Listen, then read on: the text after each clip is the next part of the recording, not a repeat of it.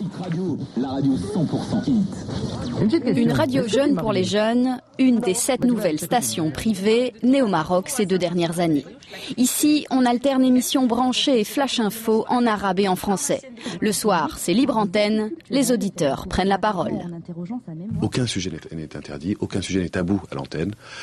Et c'est les jeunes qui décident les sujets qui sont abordés. On fait juste un petit peu attention que ça ne déborde pas.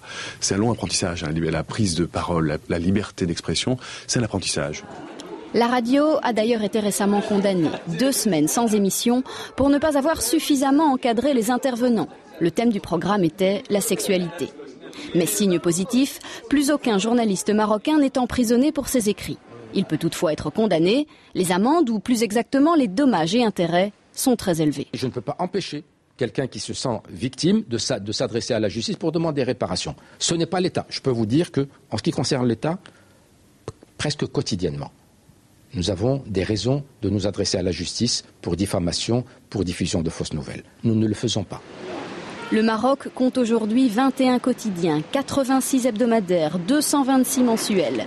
Le pays a soif d'informations. Ce qui lui manque encore, un code de la presse adapté et moderne.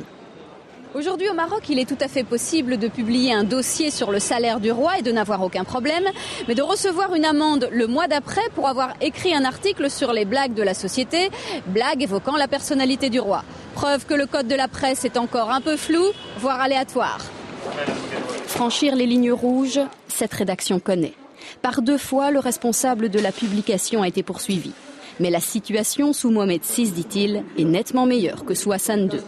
Par exemple, l'article 41 du Code de la presse punit jusqu'à 5 ans de prison, je le sais parce que je suis poursuivi pour ça, alors je vous parle, toute personne qui serait coupable de manquement au respect dû à Sa Majesté le Roi. Fin de citation. Qu'est-ce que ça veut dire ? Le jour où j'ai publié son salaire, on n'a pas considéré que c'était un manquement de respect. Par contre, le jour où j'ai écrit qu'il faudrait peut-être qu'il s'installe un prompteur, comme ça il sera plus à l'aise quand il délivre ses discours, on a considéré que c'était une grave offense. Les journalistes marocains qui vous diront qu'ils ne s'autocensurent pas vous mentiront. Et je pense que d'ailleurs que ce n'est pas propre aux journalistes marocains. Voilà. Que dans toutes les cultures, dans tous les pays du monde, on a une certaine dose d'autocensure par rapport à des sujets qu'on sait délicats. La technique de cet hebdomadaire, avancer lentement, amener progressivement les lecteurs sur des thèmes autrefois tabous, en se disant qu'une fois la machine lancée, il ne devrait plus y avoir de retour en arrière.